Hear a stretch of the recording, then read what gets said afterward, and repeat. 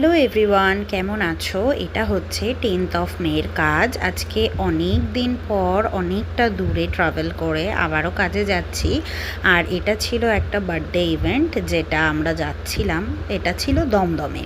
তো আমরা মোটামুটি মেট্রো স্টেশনে পৌঁছে গেছি এবং তারপরে মেট্রো থেকে নেমে যথারীতি তাদের বাড়িতে পৌঁছে গেছি এবং যেতে যেতে অনেকটা দুপুর হয়ে যাওয়ায় লাঞ্চটা একদম সেরেই নিয়েছিলাম। তারপরেই কাজে লেগেছিলাম, কারণ অনেকগুলো কাজ আছে, টাইম লাগবে, আবার আমাদের ফিরতেও হবে।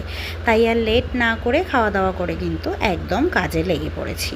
আর তোমাদের সাথে সবকটা হেয়ার পরপর শেয়ার করব। তোমরা অবশ্যই জানাবে যে কাজগুলো তোমাদের কেমন লাগছে। এটা হচ্ছে ফার্স্ট হেয়ার, যেটা আমি হেয়ারটা কমপ্লিট করার পর ও মেকআপে বসেছিল।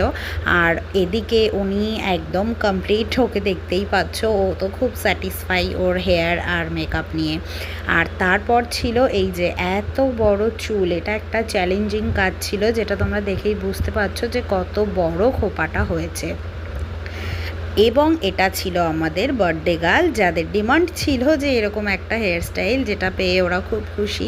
আর ওর ভিডিও তো আমি আগেই পোস্ট করেছিলাম, যেটাই তোমরা আমাকে অনেক ভালোবাসা দিয়েছো। আর লাস্ট ছিল এই কাজটা, যেটা করে কমপ্লিট করে একদম ব্যাগপত্র গুছিয়ে কিন্তু আমরা বাড়ির জন্য বেরিয়ে পড়েছি। তখন মোটামুটি 8টা সাড়ে 8টা বেজে গেছে।